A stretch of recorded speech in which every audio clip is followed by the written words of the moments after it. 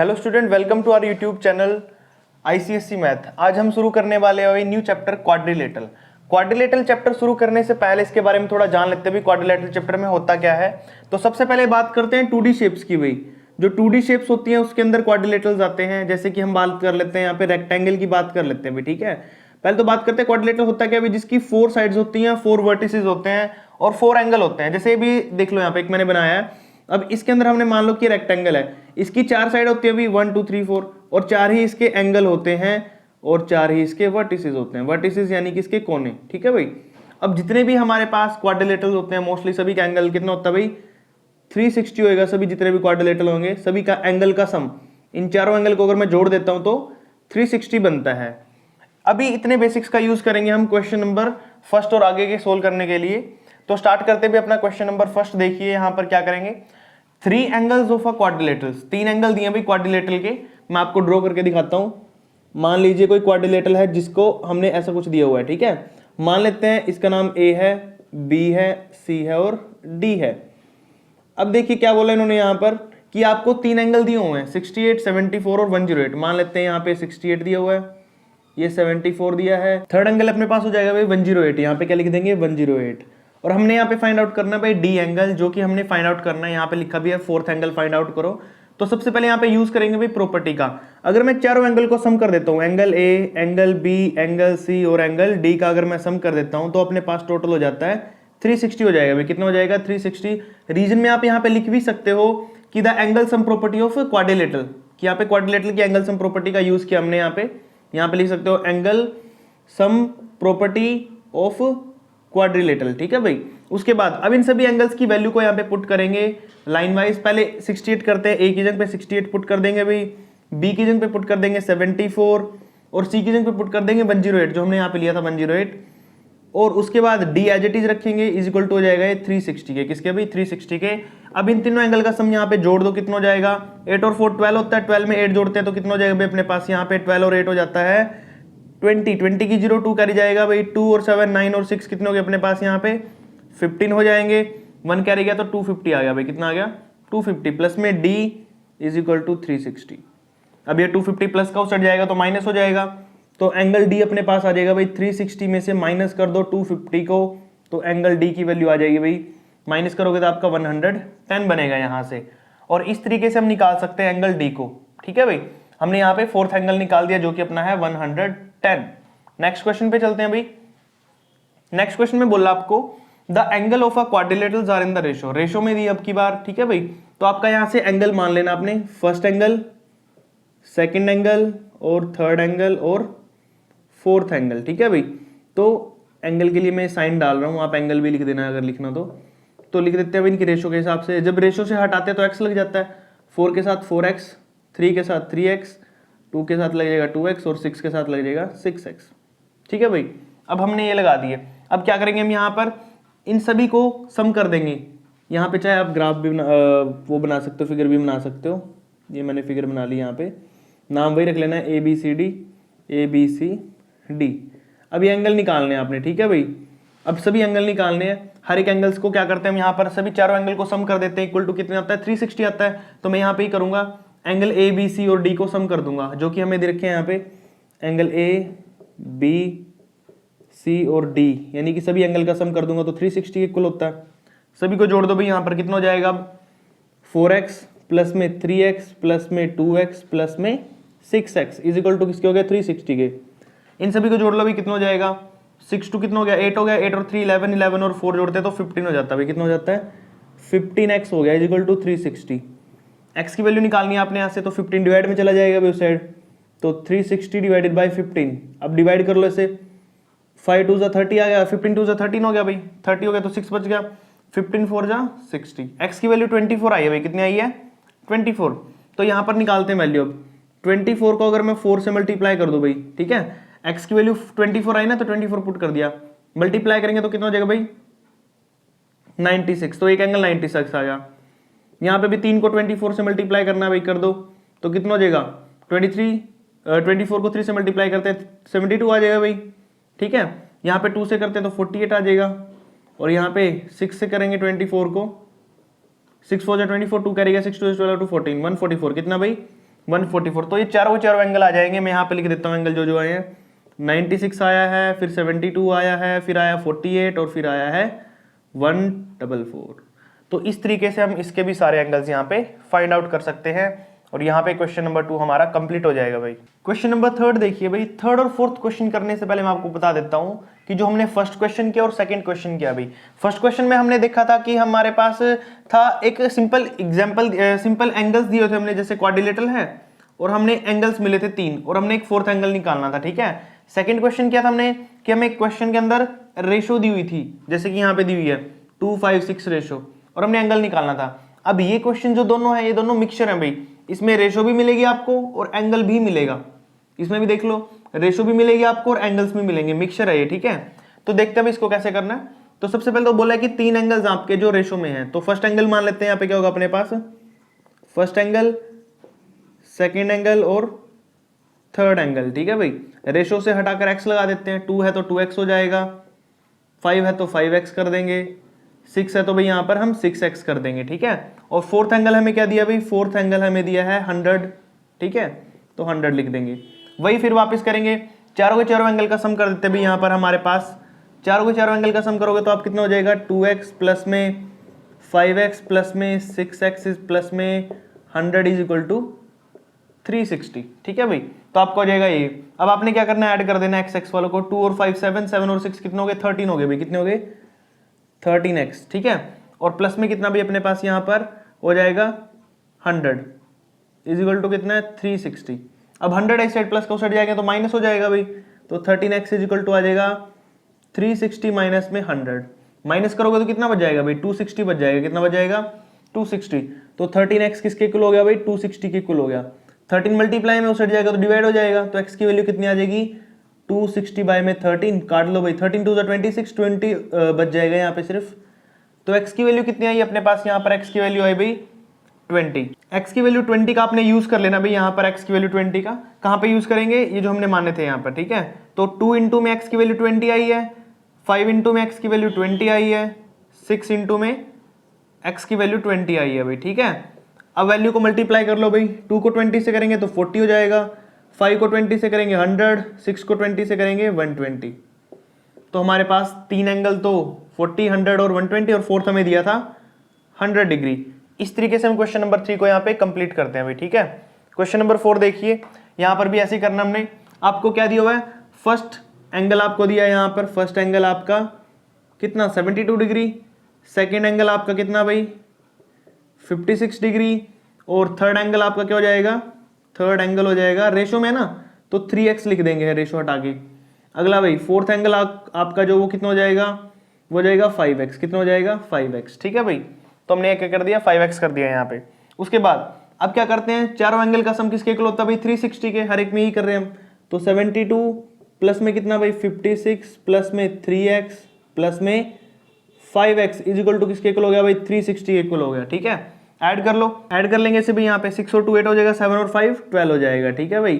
Plus में 3x और 5x कितने हो जाएंगे यहाँ पे 8x हो जाएगा इज इक्वल टू 360। अब ये 128 प्लस में उतर जाएगा तो भाई माइनस हो जाएगा। कितना हो जाएगा, माइनस। तो 8x अपना किसके इक्वल बच जाएगा भाई, 360 में से माइनस कर दो कितना 128। 10 में से 8 गया भाई 2 बच जाएगा यहाँ पे 10 माइनस 8। यहाँ बच गए 5, 5 में से 2 गया भाई 7 बच जाएगा यहाँ पे, सॉरी 5 में से 2 गया 3 बच जाएगा यहाँ पे, और 3 यहाँ पे बच गए थे अपने पास 3, 3 में से 1 गया 2 बच गया यहाँ पे। कितना बच गया 2, तो आ गया अपने पास 2 3 2। तो 8x हमारा किसके इक्वल आया भाई, यहाँ पे कर देता हूँ मैं थोड़ा सा। 8x अपना आया किसके इक्वल 2 3 2 के। तो 8 मल्टीप्लाई में सेट जाके डिवाइड हो जाएगा भाई यहाँ पे। तो 2 3 2 किसके इक्वल हो जाएगा, डिवाइड में 8 आ जाएगा, काट दो भाई इसको। 8 1 8 8 2 16 हो जाएगा भाई, 8 2 16। कितने बच गए यहाँ पे भाई 7 बच जाएंगे, 72 हो जाएगा। तो 72 को किस पे काटेंगे 8 पे, 8 9 72, तो 29 आया भाई। कितना है यहाँ पे अपने पास 29। तो क्या करेंगे हम यहाँ पे वैल्यू डाल देते हैं, 3 इंटू में 29, x की वैल्यू जो भी आई है 5 इंटू में 29, यहाँ पे 29 मल्टीप्लाई कर लो भाई यहाँ पे 29 से करते हैं। तो 3 को 9 से करेंगे कितना हो जाएगा, 3 9 27, 2 कैरी गया भाई, 3 to 6 और 2 8 हो जाएगा यहाँ पे। कितना हो जाएगा 8। उसके बाद 5 को मल्टीप्लाई करना है 29 से, तो यहाँ पे कितना आ जाएगा 14 आ जाएगा, ठीक है। 5 9 45 और 4 कैरी गया, 5 2 10 और 4 14 हो जाएगा, ठीक है। तो हमने यहाँ पे भी इसके चारों एंगल निकालने हैं भाई, 72 56 87 और 145, ठीक है भाई। और इस तरीके से इसके चारों एंगल निकल जाएंगे।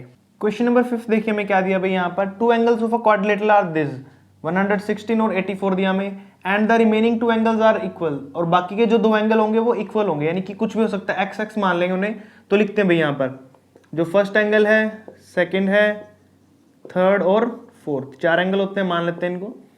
पहले दो एंगल तो आपको गिवन है, कितना भाई 116 दिया है और दूसरा दिया है भाई आपको 84।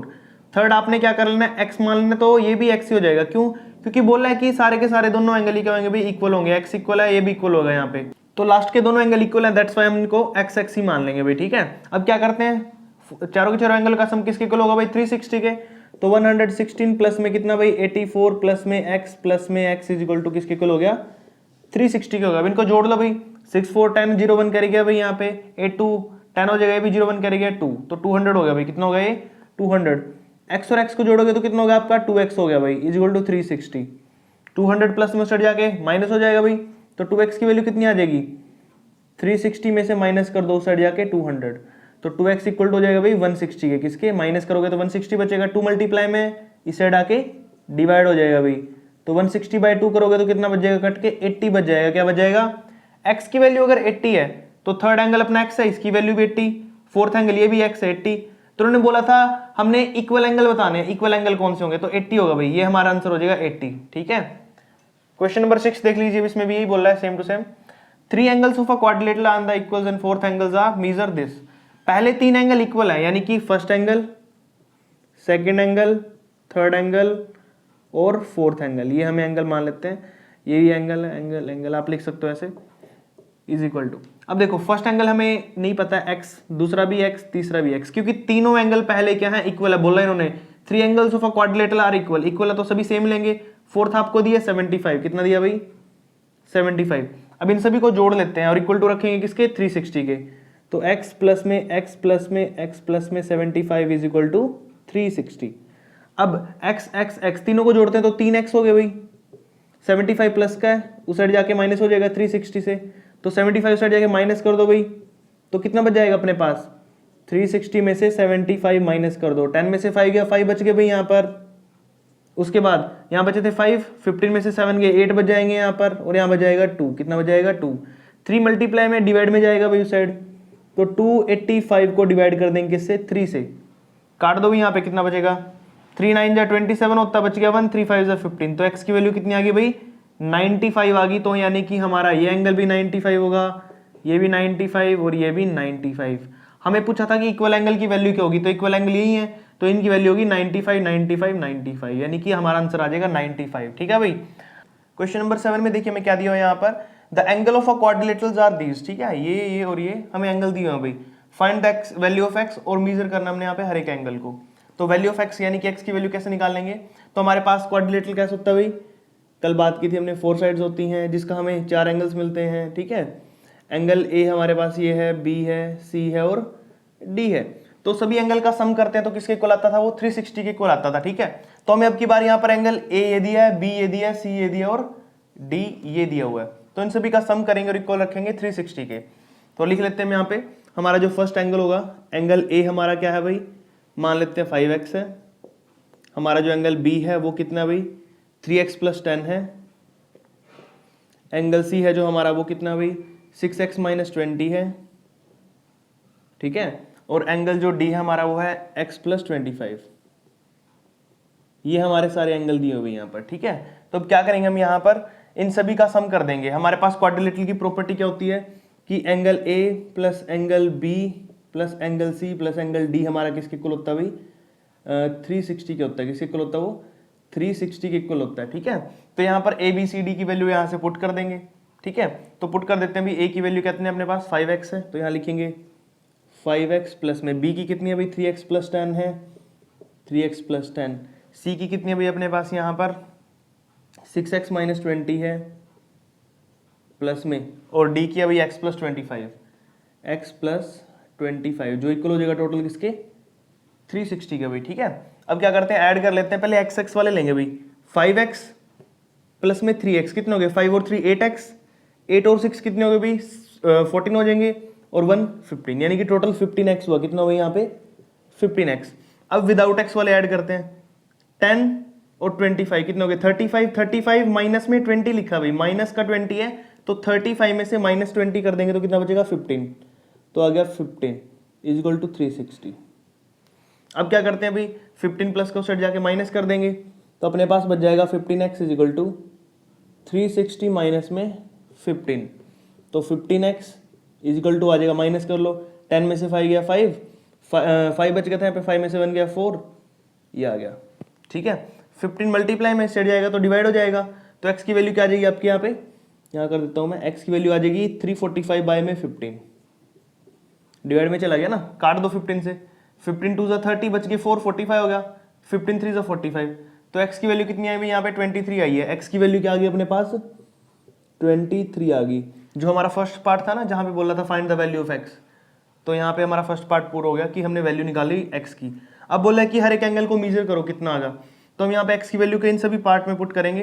तो पहले करते हैं इसमें भाई 5 × में x था ना, x की वैल्यू कितनी है 23, तो मल्टीप्लाई कर लो भाई, 5 3 15 1 कैरी गया, 5 2 10 1 11, तो आ गया ये 115, इसको मल्टीप्लाई कर लोगे तो पहला एंगल आ गया 115। अब यहाँ पे रखते हैं इसे भाई, 23 को 3 से मल्टीप्लाई करना है, 3 को 23 से मल्टीप्लाई करना और प्लस में 10 ऐड करना भाई, तो यहाँ x की वैल्यू मैंने 23 पुट की है, 23 को 3 से करूंगा तो भाई आ जाएगा अपने पास 69, 69 और 1 कितना हो जाएगा 79। ठीक है भाई, उसके बाद अब यहाँ पे इस वाले में पुट कर लेते हैं भाई, यहाँ इस साइड कर देता हूँ मैं, 6 को क्या करना हमने मल्टीप्लाई करना है, यहाँ पे 6 को मल्टीप्लाई करेंगे किससे कर देंगे, यहाँ पे 6 को यहीं कर देता हूँ, चलो 6 को मल्टीप्लाई करना है 23 से और माइनस में 20 करना है, 6 3 18 1 करेंगे, 6 2 12 113 माइनस में 20, माइनस 20 करेंगे तो कितना बच जाएगा भाई अपने पास 118, ये आ जाएगा अपना सी एंगल, कितना आ जाएगा भाई सी एंगल की वैल्यू आ जाएगी 118। ठीक है, यहाँ लिख देता हूँ मैं 118। अब ये देख लो 23 और 25 को ऐड करना भाई, 20 20 40 5 3 8, तो आ जाएगा 48। जब हम x की वैल्यू 23 और ये 25 ऐड करेंगे तो अपना पास हो जाएगा 48। ठीक है भाई, तो हमने इस तरीके से सारे एंगल निकाल दिए ये। ठीक है, पहला आया 115, दूसरा 79, तीसरा 118 और फोर्थ लास्ट आया 48। ठीक है भाई, क्वेश्चन नंबर 8 देखिए मैं क्या दिया भाई, यहाँ पर क्वाड्रिलेटरल ABCD दिया, ये रहा हमारे पास ABC और D। It is being given that AB parallel है DC के, AB यहाँ पर पैरेलल दी है DC के, पैरेलल पता ही होगा आपको भाई, जो वो लाइन जो आपस में कभी मीट नहीं करती है एक साथ चलती है, AB लाइन है जो DC के बिल्कुल पैरेलल है, इनके बीच का डिफरेंस इक्वल मिलेगा आपको। उसके बाद A और D की रेशियो दी आपको 2:3, एंगल जो A है और D है इसकी रेशियो आपको 2:3 है, B और C है इसकी रेशियो 4:5 है, B और C है इसकी रेशियो कितनी दी है अभी आपको यहाँ पे 4:5। तो फाइंड ऑल एंगल्स, तो हमने यहाँ पे क्या करना है भाई, सभी एंगल्स को फाइंड आउट करना है, A की वैल्यू क्या होगी, D की वैल्यू, B की वैल्यू, C की वैल्यू। तो सबसे पहले यहाँ पे मैं क्या करता हूँ, एंगल ही बना देता हूँ एक बार पहले, ये A है, D है, C है, B है। ठीक है, तो ध्यान से एक बात बताता हूँ मैं आपको यहाँ पर जो यूज होगी इसके अंदर, कि जो AD और BC अगर पैरेलल होते हैं, क्या होते हैं, ये AB लाइन है, ये AB लाइन और DC लाइन अगर पैरेलल है यहाँ पर, तो इनके बीच के जो एंगल होते हैं, जैसे A और D है ये वाला, B और C है ये ट्रांसवर्सल एंगल होते हैं। जो A और D होगा हमारा वो क्या होगा, इन दोनों का सम हमारा 180 के इक्वल होगा भाई, किसके इक्वल होगा, ट्रांसवर्सल एंगल वो एंगल होते हैं जिनका सम हमारा किसके इक्वल होता है, 180 के इक्वल होता है। अगर मैं A और D को जोड़ूंगा तो 180 होगा, B और C को जोड़ूंगा तो 180 होगा। ये मैंने क्यों किया यहाँ पर, इसलिए किया है क्योंकि जब दो लाइन पैरेलल होती हैं, खुद बोला इन्होंने कि AB पैरेलल है किसके, DC के, तो AB अगर DC के पैरेलल है तो जो इसके आमने सामने के एंगल है, A के सामने D, B के सामने C, वो दोनों क्या होंगे, ट्रांसवर्सल होंगे। और ट्रांसवर्सल मैंने बोला भी अभी वो होते हैं जिनका सम करें तो वो 180 के इक्वल आए भाई। ठीक है, तो जो मैंने अभी समझाया यहाँ पर आप आई थिंक आपको आ गया होगा ये। अब हम क्वेश्चन को स्टार्ट करते हैं भाई। यहाँ पर देखिए, in a quadrilateral ABCD it is given that AB parallel है DC के, तो हमें एंगल की रेशियो दी है, तो मान लेते हैं कि अपना जो A एंगल है वो क्या हो जाएगा भाई, 2:3 है ना, तो 2x हो जाएगा, A 2 हो गया। आपको पता जब भी रेशियो से बाहर निकालते हैं हम तो उसको x लगाते हैं, वहां पे 3 के साथ लग जाएगा यहाँ पे भाई x। ठीक है, तो 3x हो गया, कितना हो गया 3x। ठीक है, अब अगले वाला मान लेते हैं ये वाला, यहाँ पर b रेशियो हमें क्या दिया, c दिया है, तो वो कौन सा था अपना d था ना, तो यहाँ पे d कर लो, सॉरी d आ जाएगा। ठीक है, b रेशियो c हमारे पास क्या है, एंगल b है। वैसे तो आप सेम भी मान सकते हो लेकिन इसको थोड़ा डिफरेंट मानना पड़ेगा आपको यहाँ पर। ठीक है, तो 4 के साथ मैं y मान लेता हूँ, क्या मान लेता हूँ भाई, y मान लेता हूँ, क्योंकि वो दो अलग एंगल है, ये दो अलग है। ठीक है, b के साथ मैंने y मान लिया, 4 के साथ y मान लिया, 5 के साथ भी y मान लो भाई। ठीक है, और हमारा c है वो हो जाएगा 5y। ठीक है, ये जो दो रेशो थी इनको मैंने एक्स एक्स माना है, यहाँ पर ये दो रेशो वाई माना है, इसलिए माना है क्योंकि ये अलग रेशो में है, ये अलग रेशो में, ठीक है भाई।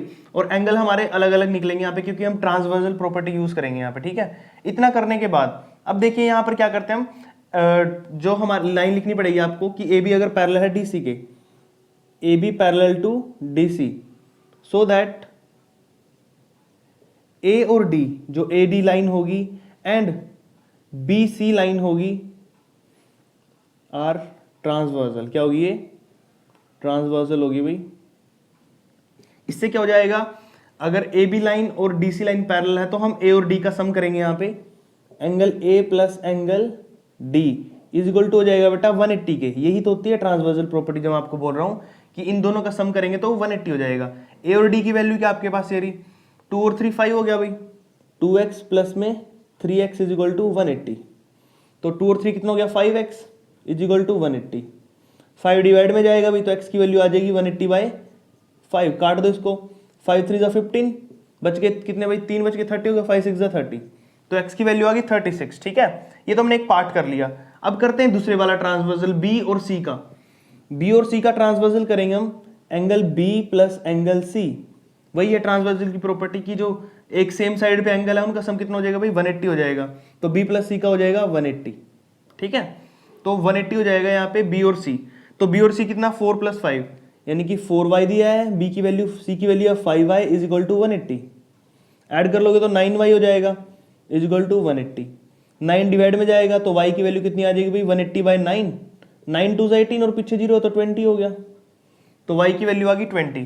तो दोनों की वैल्यू भी यहाँ पे पुट करते हैं भाई, पहले 2x की जगह पे x की वैल्यू पुट करेंगे, x की वैल्यू 36 आई है तो 2 इंटू में 36 कर दो, यहाँ पे x की वैल्यू 3 इंटू में 36 कर दो, मल्टीप्लाई कर लो भाई, 36 2 72 होता है, 36 3 कितना होता है, 3 6 18, 1 कैरी गया, 3 3 9 और 1 10, 108 हो गया, कितना हो गया भाई 108।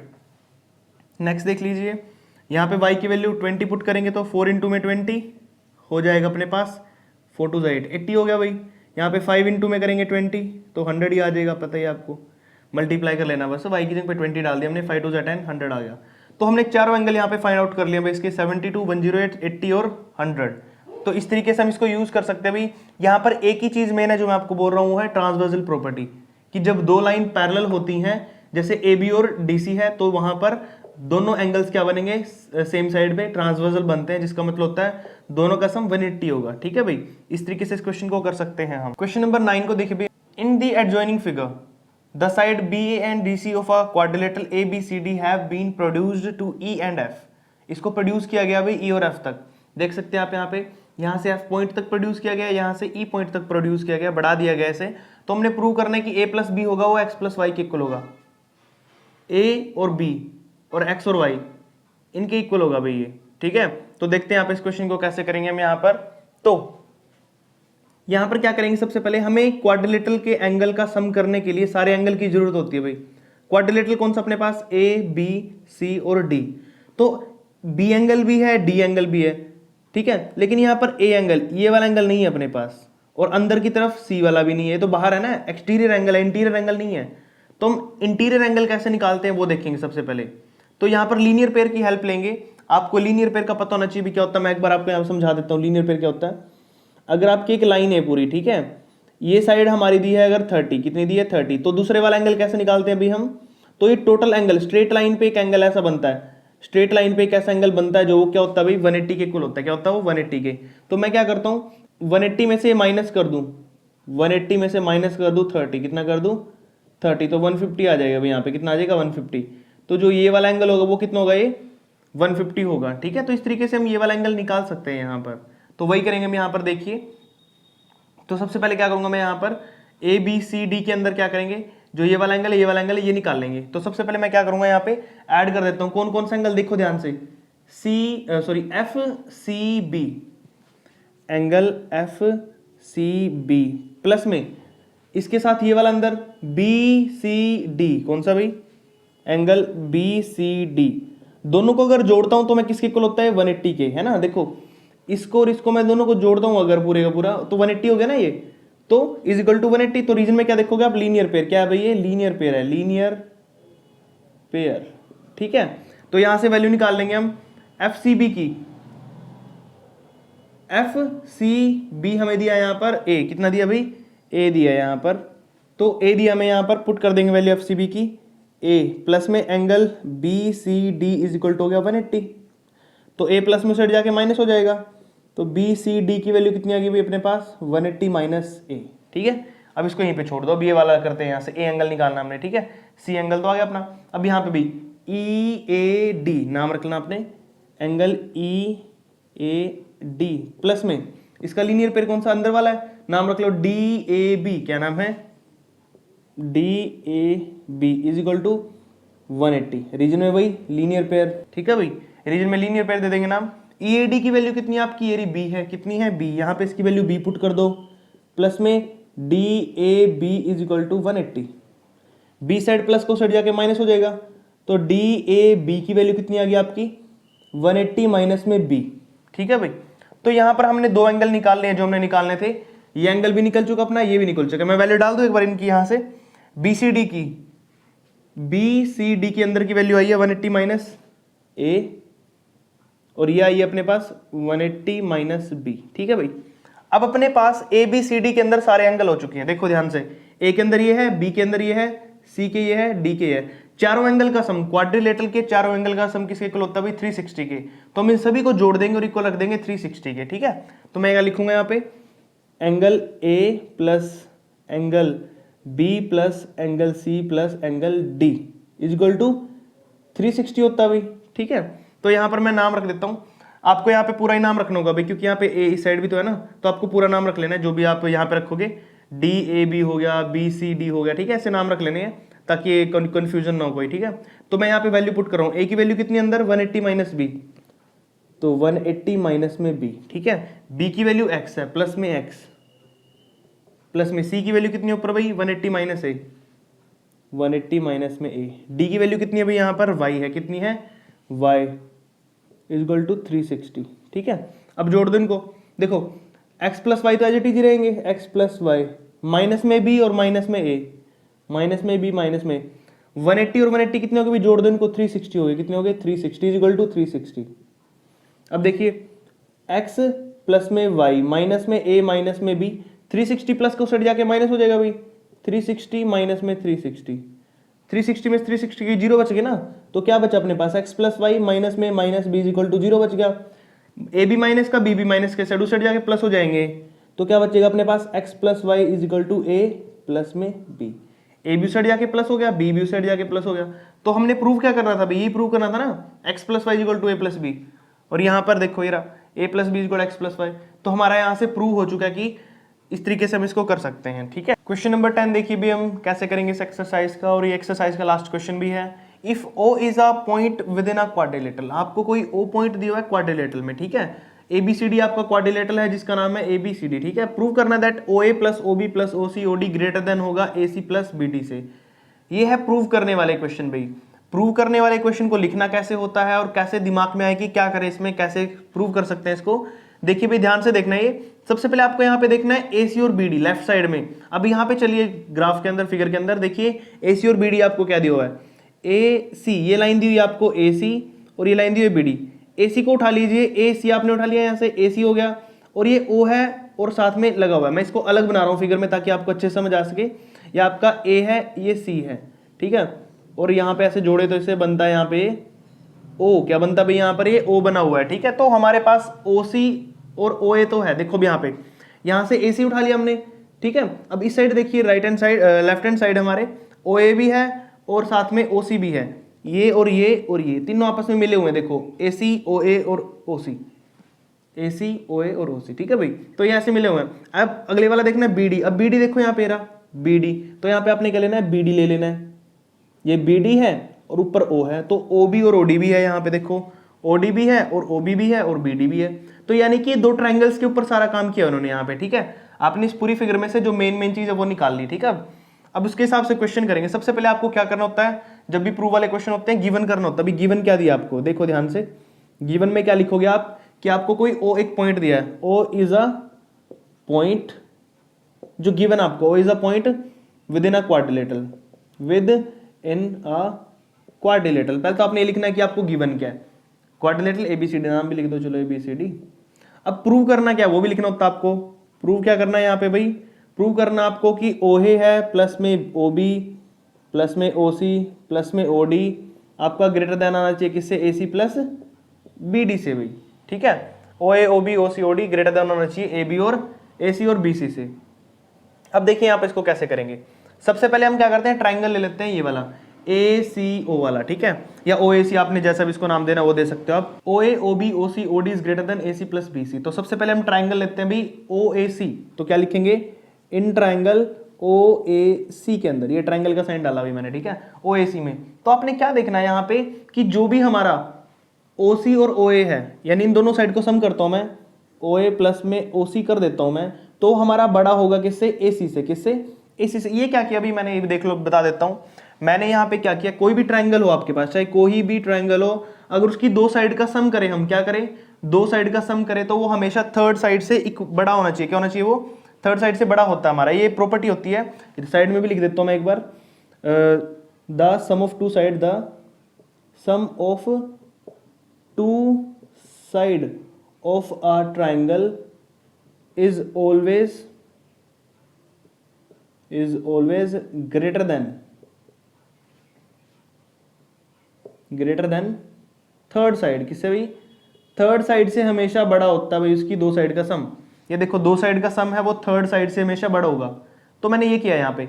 अब आप सोच रहे होगे कि मैंने यही क्यों किया है, इन दो साइड का सम इस थर्ड साइड के इक्वल भी तो कर सकता था, लेकिन आपने प्रूव में ध्यान रखना भी, वापस बोल रहा हूँ, प्रूव के हिसाब से चलते हैं हम, जो भी हम प्रूव करना होता है ना उसके हिसाब से चलते हैं। भी क्वेश्चन को कैसे चेंज किया जाए, तो OA और AC हमारा, OA और OC हमारा इस साइड है, ग्रेटर देन इस साइड हमारा AC है, तो इसलिए मैंने थर्ड साइड AC साइड रखी है, तो इसको फर्स्ट इक्वेशन मानना आपने, ठीक है भाई। अब चलते हैं दूसरे वाले एंगल पे, ट्राइंगल पे। ये है हमारा OBD, कौन सा भी अपना नेक्स्ट वाला OBD, इन ट्राइंगल OBD, ठीक है भाई, OBD है हमारा ट्राइंगल। उसके बाद OBD के अंदर हम क्या करेंगे, यहाँ पर ये क्वेश्चन करने के बाद हमने क्या कर लेना भाई OBD के अंदर।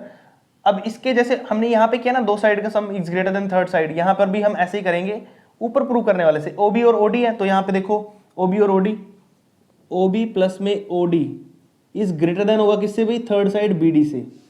ये क्वेश्चन नंबर 2 है, और रीजन में सेम टू सेम जो ऊपर लिखा ना मैंने वही नीचे लिखना भाई यहाँ पे, ठीक है, ये लिख देना जरूरी होता है, ठीक है, रीजन देना होता है कि क्योंकि हमने। अब अपने पास दो इक्वेशन आ गई, एक इक्वेशन 1 और एक इक्वेशन 2।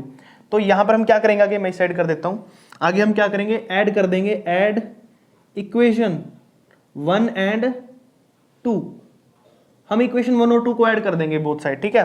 तो पहले लेफ्ट हैंड साइड जोड़ देते हैं, OA OC OB OD, इन सभी चारों को जोड़ेंगे, OA प्लस में OC प्लस में OB प्लस में OD, ठीक है भाई। लेफ्ट हैंड साइड मैंने ये दोनों की दोनों ये वैल्यू जोड़ दी है वहां पर।